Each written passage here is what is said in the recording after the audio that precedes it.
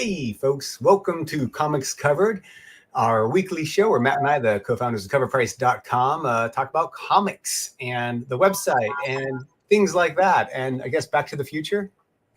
Yeah, apparently. So I have my phone's ringing. I have all Back to the Future based notifications. Perfect timing. Yeah. But yeah, no, this week we're talking about Are Comics a Gamble? And it's And now it's a little clickbaity, right? Intended. Are comics a gamble? And we'll get into that and we'll explain it a little bit more. But yeah, how was your weekend? We'll start with that. It was good. It was good. I'm looking forward to next weekend, or following for 4th of July. Going to be out of town for a little bit. This would be nice. Yeah, weekend was lovely. Went to a baby shower, and that's about it. and so that's where they just bathe babies. It's a baby bathing shower. Yeah, we brought my son and everyone bathed him, but in a cool way, not like a weird way. Yeah, that's pretty weird. Yeah, it's weird. And you, Matt, how was your weekend? It was good. It was pretty chill. Yeah, it was nice. Okay. Good. Matt had a birthday actually over the weekend. I wasn't going. Yes, I guess we can. Yes. You said so. You just said it so nonchalantly. Oh, it was a chill. I wasn't going to mention it. Yeah, I was going to let's just skip over that. But you're like, nope, leaning into it. Why do people skip over their birthdays? I never understand. It's your one chance to get on a soapbox and dance and be all celebrated. Sure. You don't dance, so there's that. Yeah, I definitely don't dance. Yeah. I've known Matt for so long. And every birthday when we were kids, we'd either go to the bowling alley for a party. We went to see the Rocketeer in theaters. That was a big one. We'd go to Batman '89. That's right. Holy crap! Oh, I totally forgot about that one. A lot of good films came out usually around my birthday. Because it was always landed at the beginning of summer. So yeah. Yeah, Matt's birthday always was introduced with a big blockbuster. Yeah, it did. It was kind of always anchored around a film. So, and there was a lot of good stuff. Yeah, the Rocketeer it's funny, all those films are very special. Because did we see Independence Day together on your birthday or something, or is that later? No, because that was 4th of July. I don't think I saw that. That was literally on the 4th of July weekend. So who knows? Who knows? I do remember seeing it in the theater, so maybe. The Rocketeer still holds up. Even the costume design and everything in 1950s. It was really cool. And then you see Adam Hughes. What's his name? The creator. I'll let you. It's nice to see you struggle instead of me. Arthur Adam. No, not Art Adam. Dave Stevens. I'll save you. Dave Stevens. Jesus. He did some really cool covers. No, I'm thinking somebody else, man. I'm thinking the guy Hughes, Art Hughes. Who are you talking about? For what? Comic book creator. For Rocketeer, he did a cover for Dave it. Stevens. Was it Dave Stevens? Yes. Okay. I'll leave it to you. You're wrong. Adam Hughes did a fun cover for it. Adam Hughes, thank you. Yeah. It was a Kickstarter that he did, but it's a couple years ago, but he's not really known for the brand. Yeah. Well, let's see. Well, I just remember his thing. He did one cover. Him and Jay Lee did a cover for the Rocketeer. I'm not a huge Jay Lee fan, but I love that cover he did for the Rocketeer even more. Well, this one, right? Yeah. There was that one, and then a Virgin one. And that is Dave Stevens. That is Dave Stevens. Yeah. Yeah, but look up the Jay Lee one. It was that part of that same release. Yeah, that one in the sky. Yeah, that's really cool. Yeah, I love that one. It's really good. Cool costume. I love the thing that his helmet is a rudder and all that stuff. It was so fun. I know. I wish it doesn't get enough respect either. It doesn't get enough respect. That's true. Yeah. I don't know why. Maybe it was right before comic book movies took off and all that stuff. And I don't know how often you guys go to Disneyland, but in the new Mickey ride, what is it called? Runaway Railroad? Yeah, Runaway Railroad. If you go to the California one, when you go through the entrance, the line queue, you're moving through a movie theater, and they have all these recreations of popular films done with Mickey Mouse as the star, and they do have the Mouseketeer, and it has like Mickey, with the jetpack and dressed like the Rocketeer. Was that a Disney movie? Yeah. Oh yeah. Yeah. I didn't realize that. So I love that poster. I wish I could find it somewhere in the park or get it. But I think my favorite part of the movie is when he's over at Howard Hughes, and there's a big model of the Spruce Goose, that giant plane that they always wondered if it would fly, and he grabs to get away from the gangsters. And he goes, "It will fly!" Anyway. Right. It's always good to just talk about scenes in movies without any type of visual context, and then exactly. That's how you have a good show, is when you show nothing and we reminisce while everyone's just chilling in the chat. So Matt, we don't show you anything. We don't talk about anything irrelevant to comics. Yeah, we apologize. So Matt, this is just our own world, and we're living in it. Right? Are comics a gamble? It's a good question. Are comics a gamble?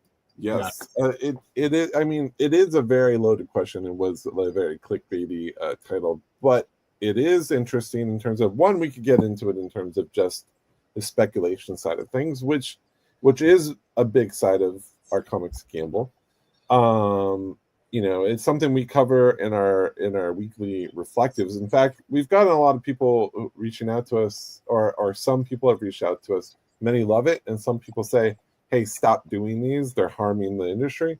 And we're like, look, our job is to show you the good, the bad, show you when books go up, but we have to show you when tell you about when the books go down. And ours is not to create some alarm saying all comics are down, because that is not what we're seeing. And we say that week after week that comics are not down overall. Marvel's down in a big way. But the highlight is to go back to these reflectives and kind of like, also talk back, this is a little touching upon our comics a gamble. When you buy a book when it's so hot, it is a little bit of a gamble depending on what you want to do with it. If you're trying to flip it, or you think it's going to be a short-term gainer, there is a gamble. If it's content related or speculation related or rumor related, it's an extreme gamble. It depends like how you're going into these things, and that's why we always tell people, if you hear things on rumor, speculation, the goal is to get out there and dig. Find them in the dollar bin, find them in the 50-cent bin. Don't buy them for $40-$50 in the aftermarket. By the time you hear about them, it's too late. It's one of those always say when it hits the top 10, you're too late. So it's kind of like, and that's not exactly, if you really want it, you have a hard time finding it, definitely buy that book online. But you have to be like, we always tell people, like, why are they always down? And the market's down for the top 10 books specifically because they were hyper focused on books that were spiking at the time for one particular reason or another. And a lot of that stuff is like, it's a pure economics. The hotter it gets, the more people go looking for them, the more people find them, the more people list them. And then as the supply grows, interest starts to dwindle, and then people get competitive and they start to lower their prices, and it goes more and more and more. And then eventually people tap out, and then that supply sits for years. So it's not a commentary on how good the book is, on how good of a speculation it is long term. You talk about Miles. Miles is down right now. Would I say that's a bad book to buy right now? Absolutely not. And that's the thing. There's a lot of opportunities in letting these books dry up a little bit and calm down in price. So in terms of gamble, that was one aspect. We could go into that more, but that's kind of the thing. That's kind of what I send back to these people when they mention it, because it's like, hey, our job is to show you, so you learn some lessons of like, hey, if it's a speculation, if you're buying upon a rumor, that's a huge gamble. It was like, what was it, Spider-Man 2, when they announced when that film was coming out, and people thought Hydro Man and Molten Man were going to be in it because they showed these elemental creatures, and then there's all these Easter eggs in there showing, like, alluding to their first appearance. So those books like took off like in a major way, and then there was other speculations that there could be these other elemental creatures, and it turns out it was neither. It was just all like, it was a Mysterio spoiler. It was mysterious. No, Yeah, right. You're good. You're good. Comic economics. So I mean that there's gambles in every aspect of these things to do. But the thing is people going to these things, you have to know that it's a gamble. Like Dazzler was a huge gamble. Everyone was banking that Taylor Swift was going to be Dazzler, right? I even told someone, I was like, look, this could be it. She could easily not be it, and probably more likely not going to be in it than likely. And the person just responded with, who was buying her first appearance for a premium, he responded to me, "What if she is?"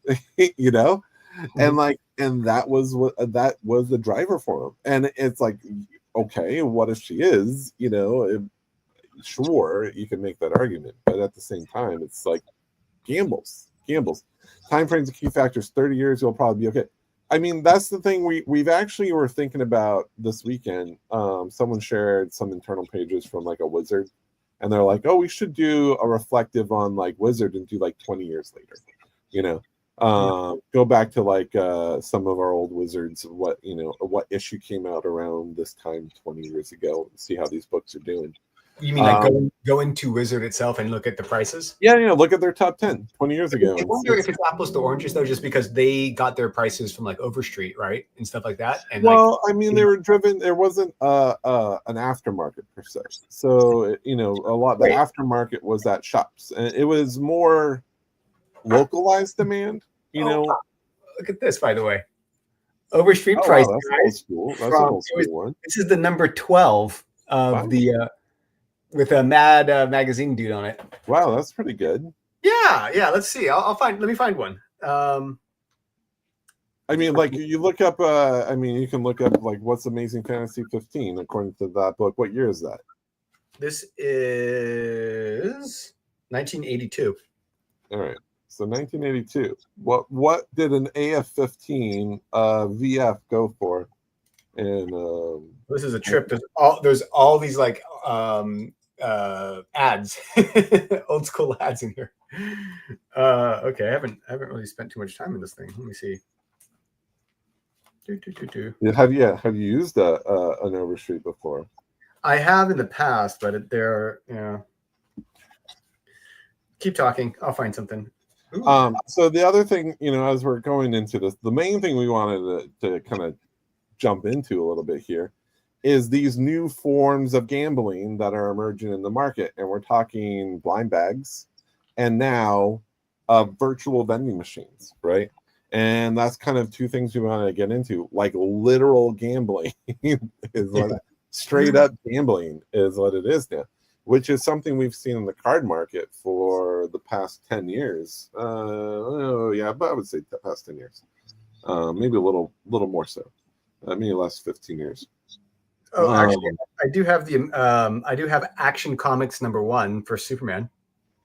All right. Well, I looked up Amazing Fantasy 15, but let's do that here. I'll look up Action Comics #1. You want to share your screen? Yep. So it is saying that it's the first appearance of Superman. Hold on. Let's get this out. All right. All right. Actually, this is crazy. So this is 1982. I'm going off of whoa. Let me. Can you see my screen here? No. Oh, I can add it real quick. Sorry. Oh, you have the master control. So what? Yeah, go for it. Okay. Oh wait, there's some. Oh man, we got to take care of that. There's a bad sale in there. A facsimile got in there. $17. Oh man, we have a pretty good filtration system to catch that. But are we looking at raw or graded? Oh, there's what am I saying? There wasn't graded back then. Oh my God, you're right. Jeez. Yeah, there wasn't a such thing as a graded book, and who doesn't get their Action Comics #1 graded? Okay, so what was the price? Okay, so for a good Action Comics #1 for Prince Superman, $2,300. $2,300. So 2.5 sold in 2009 for $121,000. It's probably worth much more than that now. That's a huge ass jump. And then a fine version was going for $6,500. A fine version, almost $1 million in 2016. Yeah. I mean, granted, this is the first appearance of Superman, but And then a mint went for $13,500. Mint. Mint. Mint. That's what it said. Mint. So I mean, that's if you have a mint. There's no mint. The highest was a 9.0, which I guess you can call mint back then. That was 2011 for 2.1, but that was an 8.5 sold for $6 million in 2024. I mean, so that 9.0 is probably worth about 10 million. Mean, yeah. So yeah, if you had a time machine, you know. Jeez. So one thing to kind of go into, so I don't know if you guys saw this, let's go into it. But we saw a lot last week. A lot of people talked about this, but Covr'D.io, now we have no connection to them other than I think Phil works with them. Phil One True Nerd King has done some promotion with them, so that's our only connection. Right. But we really explored it because it's a fascinating concept. Now we saw it with the card market. But now you could do these vending machines for comics. Let's see if we can find it. Yeah, I mean, this is perfect, like gambling, is what it is. Because this is 100% straight up gambling. You have a buy-in. You have a percentage of getting something above your buy-in, but chances are you're not going to. These are the odds right here. So what right now it seems like the best odds are you're going to most likely get a book. Yeah, you have almost like a 50% shot of getting a book valued at $100 to $150. So you have almost a 50% chance to lose $100.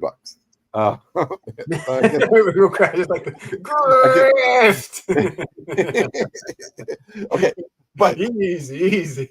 But it is one of those things. So a lot of people were doing them. So I saw a lot of people pulling. Some people did pull a lot of books that were in the $200 to $400 range. And most of the people that I saw were pulling stuff in the 150 to 200 range. I mean, the economics behind this is brilliant for Courtyard for sure, because if you get a book that you don't like, you can sell it back to them at 90% of the fair market value of which I would be. I'm curious. Hopefully, I wonder if they use that, but I don't know where they're pulling the prices. But essentially, they're assessing what the value is, giving you 90% of that instantly, and then let's say you spend $200, you get $160 back plus I think fees and stuff. I mean, some of the big, obviously, clearly, this is what this is a chase to get some of the bigger books. Now, here's things that were recently. Just because you went fast over just one really key part that I thought was really important. Yeah. If you say you go and you buy this thing, right, and you win something, you don't have to accept the prize and have them ship it to you. You can just ask them. You can either sell it back to them, or you can sell it directly to other people. People can make on their platform. And I thought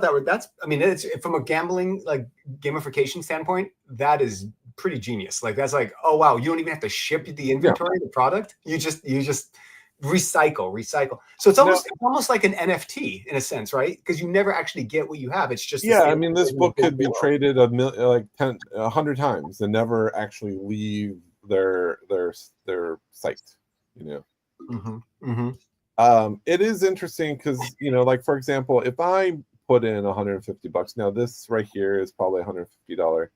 Let's see what are they saying that it's worth. I would say this is worth 120. I'm just guessing. We could probably actually I'll look it up real quick.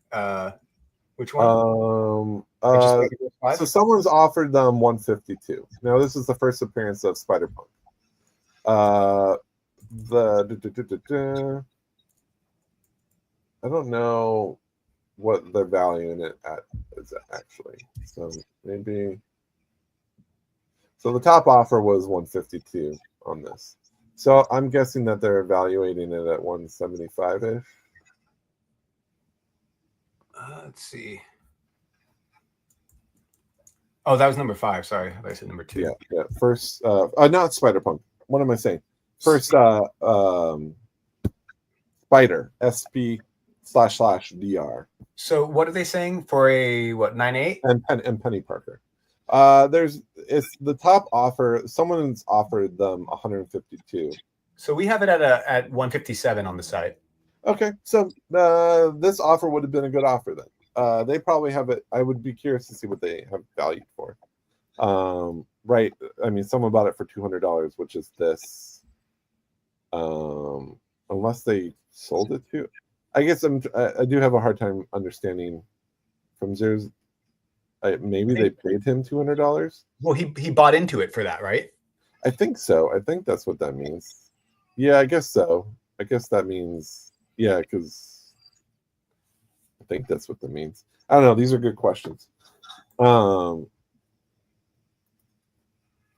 see. Phil says there's no selling fee, and they keep it there as a holder, and they're secured in an insured warehouse. That's the other thing. I mean, that is kind of cool. Like that overhead is insane to have a warehouse that that has tens of thousands of dollars, if not more, hundreds of thousands of dollars comic books. Some of my questions is, and probably this is probably somewhere on here, but my question is, so here's the heavy hitters, right? Like here's the books you want to try and get. The first appearance of Wolverine, the second appearance of Wolverine. Let's piss some people off. First appearance of Black Widow here, first Full Avengers, first Punisher. Steven 91, is that an L? Has a good point. If there were signed books, if they were actually just instead of just being graded, that might be. Well, it's interesting. Some really, I would say some really nice curation.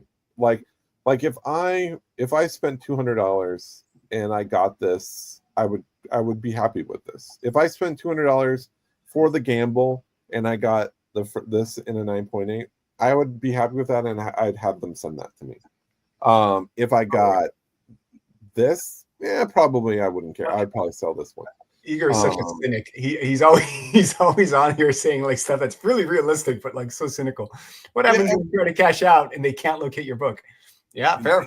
Fair. It's a Ponzi scheme at that point. It's it is one thing. The question is that I would have is, so here's your chance to get these bigger books, right? As these are hit, does that percentage change? So, for example, let's say 10 people in a row get a 1,600 book, and there's none left of these. Is it 0% chance? And does that change all these things? Because, like, for example, like a lot of card values come from those getting those one of ones. And so the more they linger out there that you don't know that if they've been pulled or not, the more the value stays higher and higher for those steel packs, because people still have a chance to pull a big card.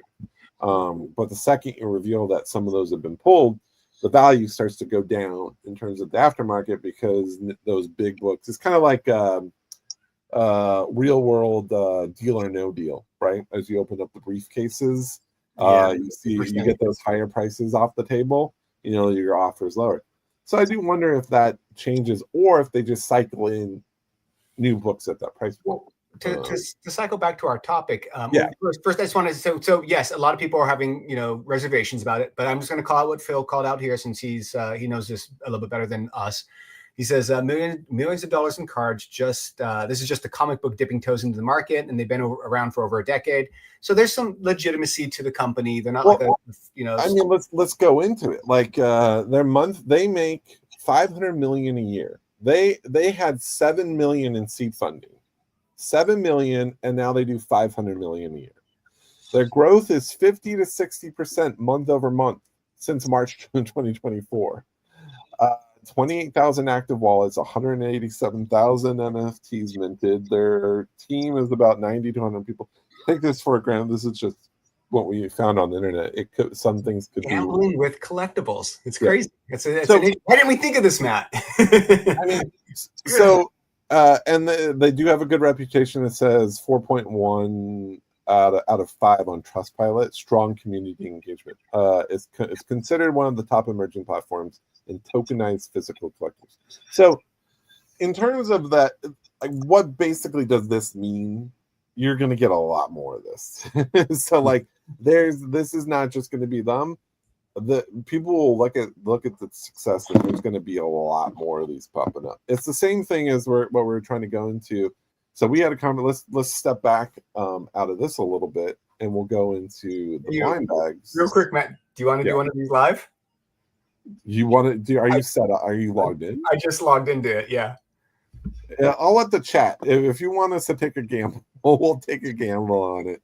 It could be fun to see. Oh, yeah. But Phil, share your code, so your referral link, so we could use that. Oh yeah, for sure. Send you some props at least. So if we get enough thumbs up, we'll do this at the end of the show. We'll do a. So it is different. It is different. Igor says, "Do it." So it is wait, Igor, you were the one who was cynical about this, and now no. That's what Igor said. Do it. I know he was cynical. Now he's pushing me over the cliff here. Black, Orlando's like, do it. So it is different from the mystery boxes. So mystery boxes and the mystery packs, the promise is that you will get the value you pay for. So that's the different from this. The gamble, you could lose, you could win, right? The gamble is that you will win bigger than you spend.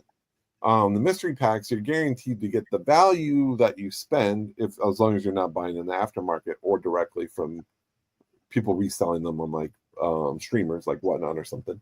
Right. If you're buying them at cost, which I think a lot of these blind packs are hard to do, unless the ones are released to retailers. The promise is that you'll get a value that's in there, hopefully maybe a little bit more, but also the same promise that you have a chance to get something great, which is what the Battle Beast blind packs were doing. You had a chance to get these OA that were mixed in.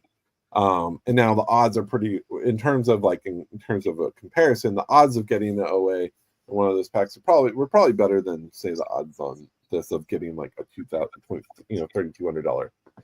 I shouldn't say that because I don't know what the odds were, and from comparison. But the thing is, the blind packs, just to touch upon the blind packs, nearly 400,000 copies were ordered before release on the blind bags for Battle Beast, making it one of the biggest comic book launches of 2025. A secondary character in the Invincible world, right, had one of the biggest launches that went toe to toe with Superman and Batman and like Spider-Man. All copies sold out at distributor, and it went to a second print. The blind bag initiative, I even asked Image, do you think this did better than a straight release with regular incentives? And they said hands down. So again, you're going to see a lot more of these blind bags. I did also enjoy them. We had Clutch on, and we had him open up a pack, and there was fun stuff in there. Like if you're a fan of those characters, you're probably going to get something that you like, with the shot of getting something that you would love. I'll be honest. Like the gambling aspect to it makes it fun, and like you don't go into this hobby just to collect comics. You get in there to hopefully get the ones that you want, and like what better way than to throw I don't know. It's just like if you have money to throw at comics, I kind of see it as like, why not? Why not? I mean, like, it's interesting. It's not smart. It's not smart, but gambling's never smart. I mean, it's like Vegas, right? Your odds are terrible at Vegas, but my parents just went to Vegas and they completely lost Vegas because, of course, they did, right? You gamble, do you? What's that? Do you gamble when you go to Vegas? Oh, I'm terrible. So I'm kind of banned from gambling because Have you seen Vegas Vacation? Yeah. And Chevy Chase in that film where he walks in, he puts $100 on the table, loses immediately, and walks back to breakfast? That is me. My favorite is the off-brand like Indian casino. Yes, pick which hand. I get a tight budget of like, you can't spend more than this, and I kid you not, I will lose it in the first 30 minutes, and I have no more money to spend in the rest of the weekend. You and I are both pretty cheap. Yeah, like I go in with maybe $100, $200, and I go with, I think my budget was like $300. I know some people spend gajillions, man. And it was literally gone in an hour. And my wife was like, so you lost $300 how fast? I was like, yes, in an hour. Yes. Go to roulette, put it on red, see if you double it, walk away.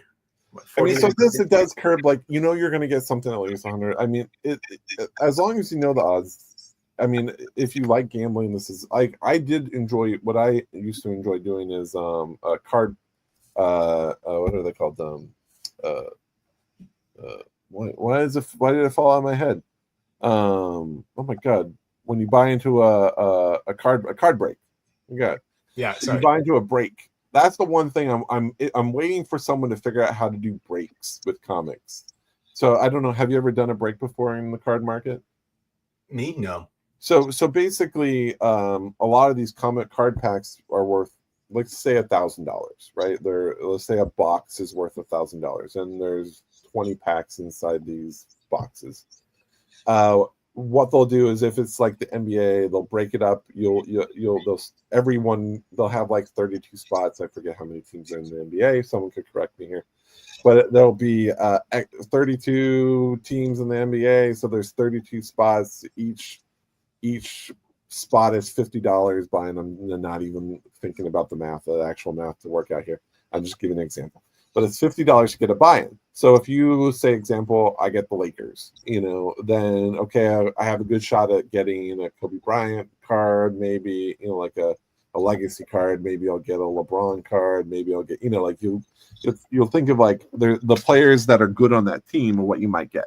Of course, you usually want like the hot rookie and whatever that card is, and ideally an auto and a 1-for-1. But essentially, you buy into this expensive pack for $50, and it's a gamble of what they open and break.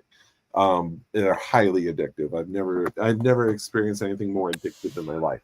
So it would be fun to do, like, if there was an X-Men, if there was, like, let's say they did a break that a pack that had like 30 X-Men books in it, and each one was a different cover of a character, and you'd be like, you get Gambit, you get Wolverine, you get Magneto. That would be cool, but you have to have kind of like an established system. Yeah, no one's figured out the break system for comics yet. Matt, but let me show you something that's freaking ridiculous. Speaking of breaks, I saw this the other day. I don't know if I'm allowed to show this on here, but why not? So Pawn Stars, right? Yeah. The shop. This guy comes in with an original deck from Magic, right? Magic the Gathering, and I believe the title gives it away, but I know you can't hear the volume, so I won't play it. He comes in with a sealed pack from Magic, and I think he buys it for like $10,000, right? Yeah. They give a whole little spiel on it, and inside it turns out there's a card. He goes, "Yeah, Black Lotus." Yeah, Black Lotus went for $800,000. Yeah, Black Lotus pulled like crazy. And so this guy's like, "Yeah, I'll sell it sealed," and he goes, "Yeah, I'll buy it just to open it," and they pull it out. And the card turns out to be worth about $150,000. And the guy who brought it in was like, "Oh man, it's horrible."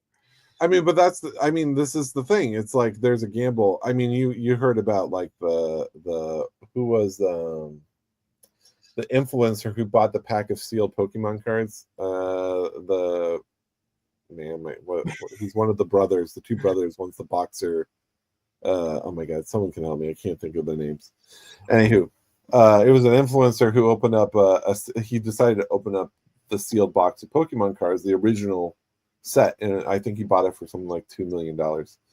And then that it was all filled with packed with Logan Paul. Thank you, Matthew. Thanks, I appreciate it. Logan Paul opened it up. It was all fake. It was all filled with like old G.I. Joe cards. No, and it got completely scammed. I mean, and they had a company authenticate the case. And that it was taped with the original tape, and it was like it matched everything, and still got bamboozled. And like in the Pokemon market is a huge problem right now because people are using metal detectors, scanning packs, finding the foils, putting those aside, and then selling the non-hit packs on eBay. So it's like like people are like keeping the hit packs and selling the non-hit packs. People always learn to game the system, like.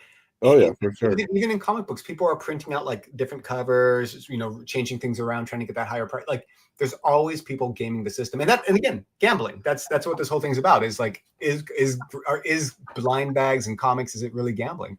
I mean, yeah, weigh them. I mean, so that's the nice part about comics is that we haven't had to deal with that area. There have been sellers who have sold fake comics, but the nice thing is that you can instantly tell a fake comic. Right, like it's so the paper quality, how they're cut, the feel, all that stuff. It's really hard to replicate because there's so many different printers used for every publisher.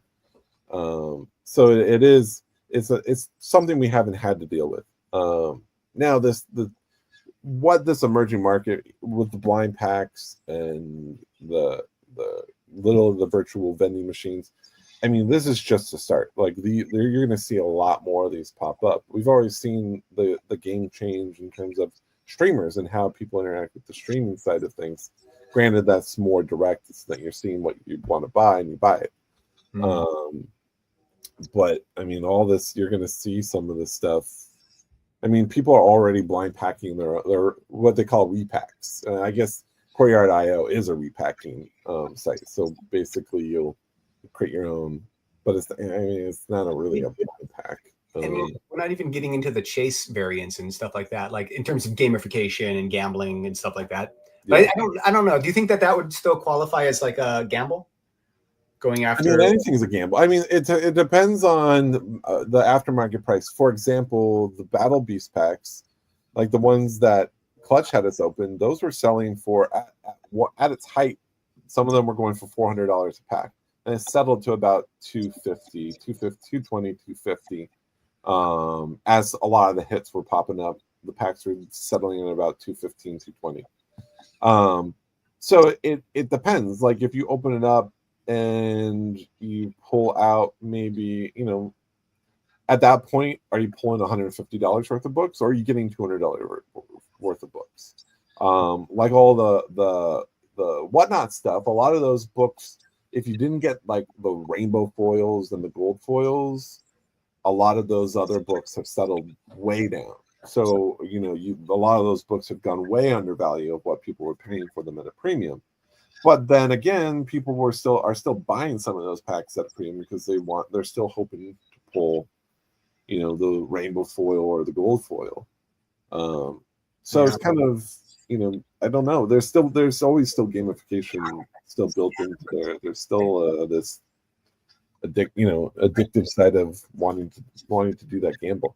I kind of go back to the anything that breathes lifeblood and energy back into a hobby is kind of cool. It's just like, sure, it makes it interesting. Like, look at how everyone is like wants me to spend $200 of my money. Yeah. I want to hear what Mr. Waite said. What he pitched back in 2020. I'm curious. That'd be fun. I mean, we say this with a grain of salt. This is not. I don't necessarily think this is a bad thing. It's as long as you understand what you're buying into and the odds which is nice because they show the odds on Covr'D.io. So you know exactly what you're getting into. You can't be sad that you got $150 book because you have a 47% chance to get that. But it hurts because, like, I mean, that's the same thing. Like we told my story where I went to San Diego, Comic-Con, or it was like at New York Comic-Con, and they had these blind packs for. I got this right here. There's one of them, not even the remote. I spent $250 and I got junk. And I say junk. It wasn't junk, but all the books I knew, they were like, $5, $10 books signed, which did amplify the value. But they weren't books I got excited about. They were kind of just, a lot of them I had already. So it was kind of like, you felt, you get excited about the what if, right? And then it's a bummer when you don't hit it, right? Yeah. It's just that's how gambling works. Derek, it hurts to lose. Derek makes a good point. Like, there's no regulation in collectibles. You know what I mean? And when that happens, yeah, you could totally game the system or pretend you have something in there. That's why it's so hard, because it's like you have to film yourself putting it in a pack, but then there's you have to like do it live or something. It's pretty crazy. That's why, that I'm wondering if this scales, as things get pulled, do these scale? I'll tell you what, if we do it and we get $1,000 book, then it's legit. But if we don't, watch and get a $3,000 book and be like, Courtyard, if you're watching, put your thumb on the scale for me. Right. I'm like, we're like, this is just a pure setup just to prove that this was an excellent choice. And then everyone will be like instantly. So did Phil share his link? No, not yet. Phil, if you have your link, share it, and I'll use it so you can get a little promo. I like. So are you going to do it? Yeah, I'll do it. Okay. You need gifts. Thank you. You are a voice of reason. but I'm going to do it anyway. $200 is a lot of dough. I mean, that's the thing. Like, for example, we were talking last week about Happy Comics did those gorgeous cherry covers with friend Jenny Frieson did, and it was actually at Heroes Con. Was it at Heroes Con? Heroes Con. I think it was at Heroes Con. And the medals were at $100 a pop on the website, but they're limited to 50, and they're limited to 50 Jenny Frieson cover is pretty rare, but they were still $100 a pop. I mean, it's it is getting to a point where you are paying a premium for rarity right up front. I think a lot of people realize that stuff, that you are that they have something special, and you do have to pay for it. Yeah. So, did you want to take over? Did you want to do it? Yeah. Well, we got 15 minutes here. Texting Mr. Phil to see if he wants me to use his affiliate link. If I'm going to put money down on something. Oh, it's a link, not a code. So he's DMing it to you. All right. Cool. I mean, there was even Garrett. I was chatting with Garrett, Garrett Gunn, who I like that guy a lot. He's a cool dude. He has another Shabina cover for his book, Fangers, and I was like, that cover's awesome. Do you have any left? He was like, sold out instantly. I was like, and they sold for a premium. I mean, this is people who said that comics are dead, like, people are buying this stuff up crazy. And I will admit, I wanted one of those covers, and it got me. Let's but see. Sold out. Oh, okay. Let me figure this out real quick for Phil's thing here.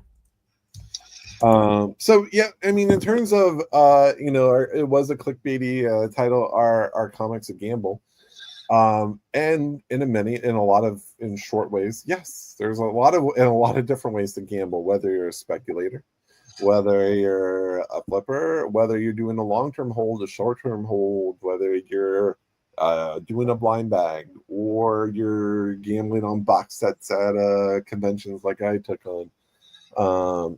There are gambles, but of course, again, you always want to be smart about the gamble. You always want to pay attention to print runs. You always want to pay attention to the artists. You want to pay attention to, do these people put out another 3 or 4 covers after that one cover, which is what always gets me, is like, I'll buy a cover and then there's like 3 more that come out right after it.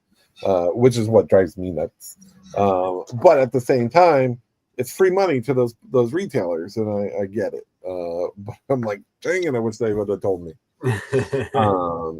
And then you're doing this literal gambling, like straightforward gambling, with like Covr'D. It's an interesting market. It's interesting how it's adapting for kind of like I really feel like this is the first big change the market has had since live streaming, and then you go back a little further since the formation of eBay and grading comics. So, if anyone wants to do this, sorry, Matt. No, do it. I was just rambling to fill time. I'm going to post Phil's link there, just so if you guys want to do it, might as well give our friend Phil a nice little, hopefully something. Okay, I don't know how this works. I signed in. You can see my screen. So here's what we're going to do. You just buy it now, and it'll pop up, and then it'll spin around, and then it'll show you what you got, and then it'll instantly tell you, what do you want to do? Do you want to sell it? Do you want to sell it back to Covr'D? Do you want to list it for sale, or do you want them to send it to you? All right. Let's see what happens. Can I get a little encouragement? I'm getting cold feet now. A giveaway. Okay, so if at the worst, you'll lose $50. Probably is the guess. At worst, and for great content. How about that? All right. Here we go. All right, here we go. Buy now. Watch, we get something worth $100. Tell you what, I'm going to give you a chance to get in on this with me. Do you want to split this? If it's above, do you want to go? Wait, are you buying this, or is Cover Price buying it? Well, Cover Price is buying it. Yeah, okay. Well, sure. I'll put my Cover Price money into it. Well, this is marketing. Okay, Dan's getting antsy. Go, just hit the button. This is like that content that you see on Facebook where they're like, they hold you for like an hour of like, Yeah. You know, guys, we'll do it on the next show. Yeah, Thanks. next show we'll just say, just do it. Hit the button. All right, here we go. Here we go. Okay, bye now. Click. Oh, let me put all my credit card stuff in here. Yeah, you didn't do that already? Well, I didn't know if it says buy now. I didn't know if I was going to do it. All right, give me a second. Sorry. Now, Igor, you got Igor worked up too. You have Igor on the line. Everything is dependent on whether he does this or not. Yeah. All right. Jeez, this is such a bad idea.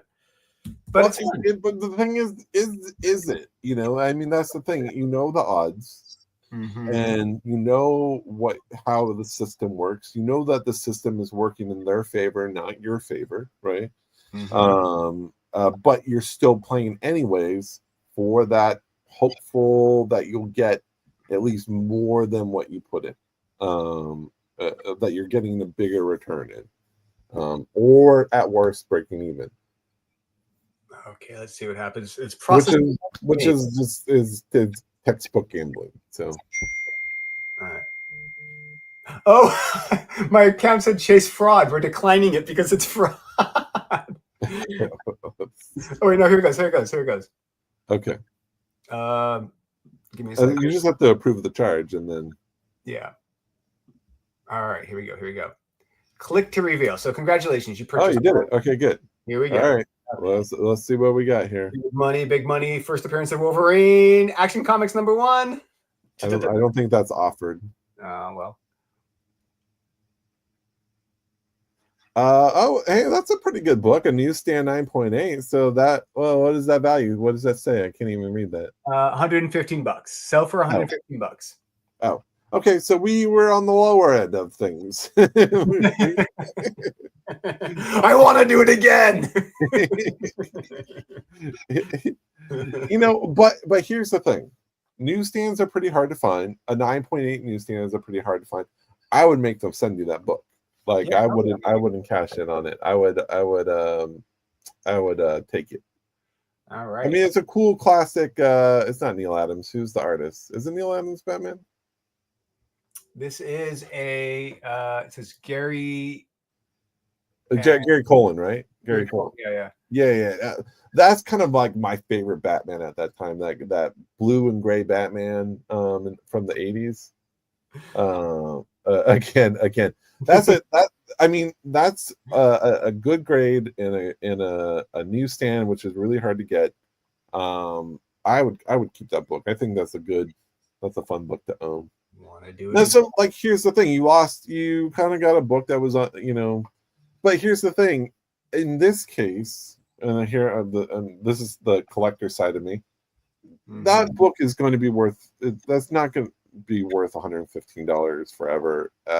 I'm even surprised that it's worth $115. That seems really low. I actually think that's undervalued. Well, let's see. And it's a newsstand, so. But there's no 9.8s. We don't have any 9.8s. So the last one we sold was 127, but one was that 127. I guarantee you it was probably 4 years ago. Yeah, let's see. 2025. 2025. All right. I guess it is worth exactly what it was. The values are right on. Okay, so it was appropriate. It was appropriate. It was after market value. They're buying it back at a decent, even though it's 90% value. It's No, so here's the thing: people want you to do it again. You could sell it back and then throw in another $100 if you want to roll it again. Well, it's crazy because if someone wants to claim this for $300, I'm selling it right now. So you could trade it. You can trade it with someone else, or you can sell it to others for free. So Phil's saying you could either trade it or sell it for free. There's no fees to do so.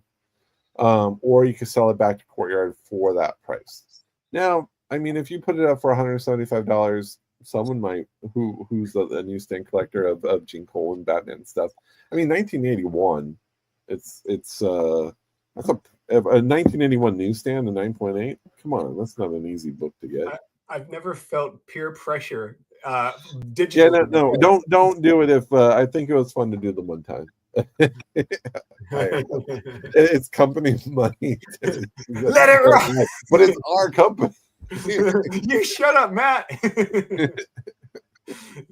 This is how I have a gambling Cliff problem. on Comics says sell it back. I mean, it is like, okay, it's not a key book, you know. Do it again. We almost had it. I'm all about the experience, and this was a fun experience. That next one will be the hit now. Because we got so low, the next one is the big hit, right? Get out of my head. Get out of my head. Battle of the Mole. Or is that mole? Is that like a Mexican? I think it's the mole. Okay. Yeah. It's a fun cover. It's cool. Yeah, it's classic. People want you to do it. Play at least until you win. People enjoy this. They want to see you. They want to see you win, but they also enjoy seeing you lose. Maybe we'll do a giveaway with this. Oh, speaking of giveaways, now I want to keep that. We do have hit it again. Matt knows what he's doing. Matt, do you want to do one? No.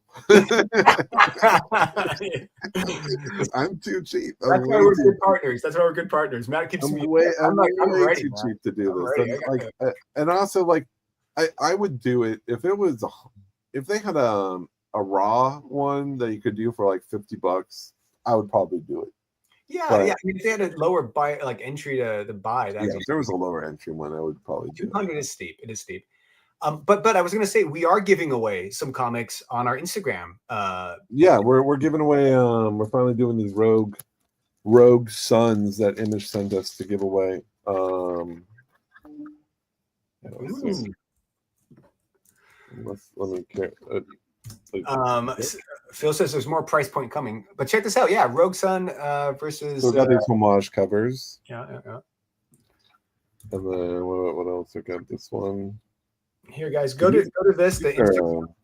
After the show, go to Instagram and go to our bio. Nice copies. Yeah, these are selling for about $50 a piece. So yeah, these are good books. See here you gamble with us just with your time. Yeah, we don't take money, just time. And then you win free books. So we take your soul. That's right. Yeah. How about that? You win free stuff without spending any money. This is your conscience speaking. Gambling is good. Yeah, I want Lando to do one. Lando, do one on top 10 tomorrow. Yeah, Lando. I love how we're giving free press to. Well, I mean, it's fun. The discussion is around. I mean, it's not necessarily free press. I mean, it's and we're not doing press. We're having an honest discussion about it because it is something that is going to be more prevalent in the market. And you also have to understand when you go into these things of what it is that you're jumping into. The conversation around it is not so much like, like for me, I'm not comfortable doing that, right? I don't want to take that odds on, and that's I don't do it, right? Now we were comfortable doing it, and we saw what we got. That makes me less likely to do it. If we would have saw a big hit, I probably would have been a good fish hook to do it. yeah, it would have totally been. It's like having the slot machines near the door so everyone sees you winning, so they want to come in. Yeah. But like I said, that was still I know it's valued at 115. The buyback was 115. 115. But to me, I would not be upset with that win. Like that wasn't a book that I would. If it was like a 9.4, that book, I would have been bummed.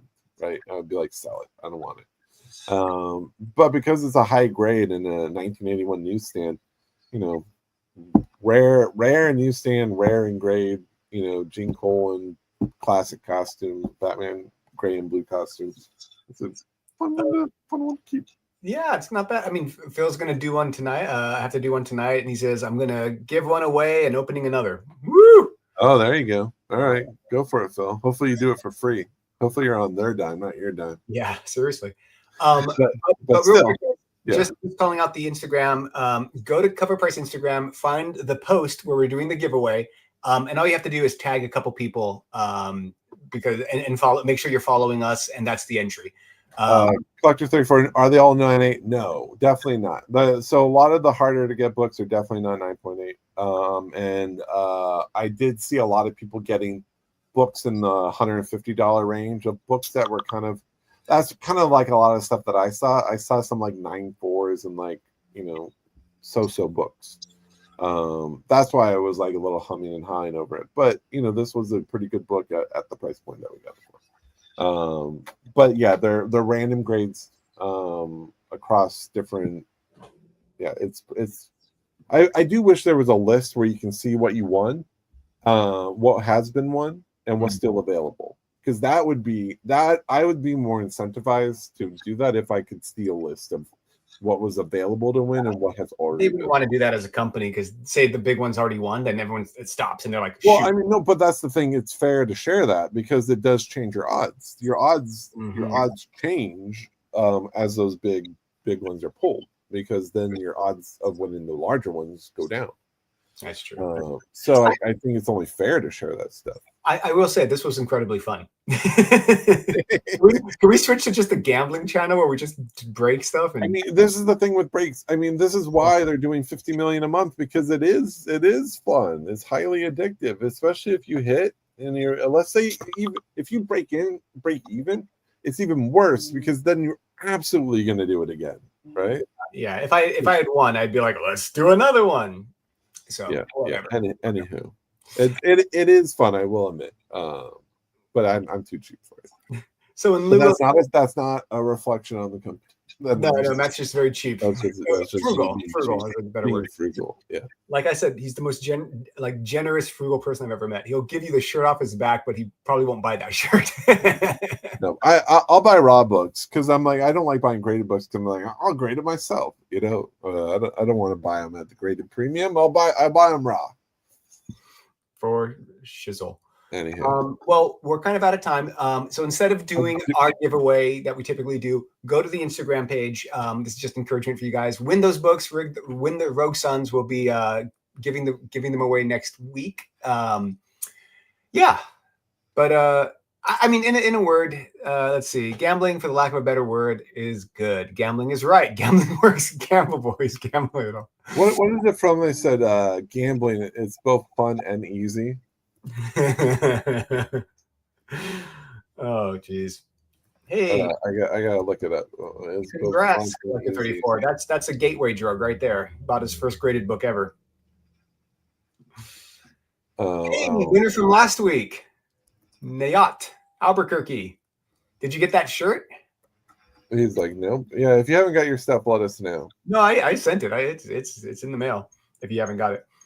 Anywho. I mean, I do like buying a scratcher every now and then. I buy, Did you know that the Mega Millions is up to $5 now a ticket?